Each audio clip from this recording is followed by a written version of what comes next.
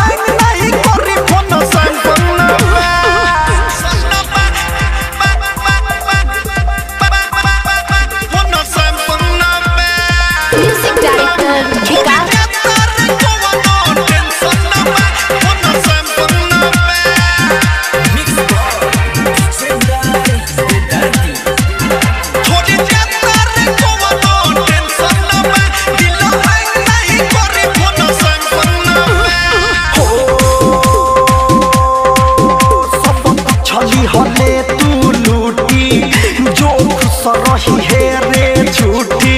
दिलवा यतना नाजुक नइखे तोहरा तुरला से ही टूटी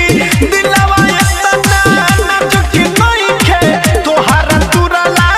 से ही टूटी नहीं हो मोर भइले दूसरा से प्यार कइले कहिले सच हो जिंदगी बेकार कइले तनी कोने गम बाटे लगी ने गम बाटे दिलवा में गम बाटे रे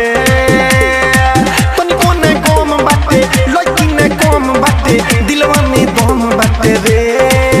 छोड़ी जाता रे कोनो टेंशन ना बा दिल हैंग नहीं करी फोन टेंशन ना बा छोड़ी जाता रे कोनो टेंशन ना बा दिल हैंग नहीं करी फोन टेंशन ना बा विकास सोना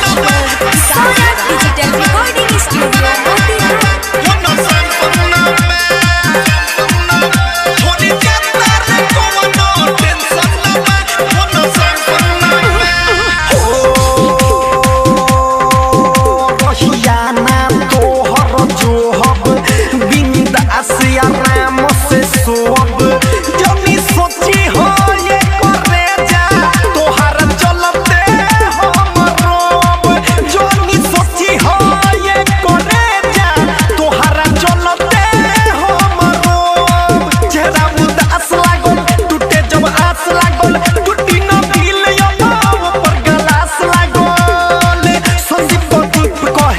कहे सौरभ रे निक रहे रे।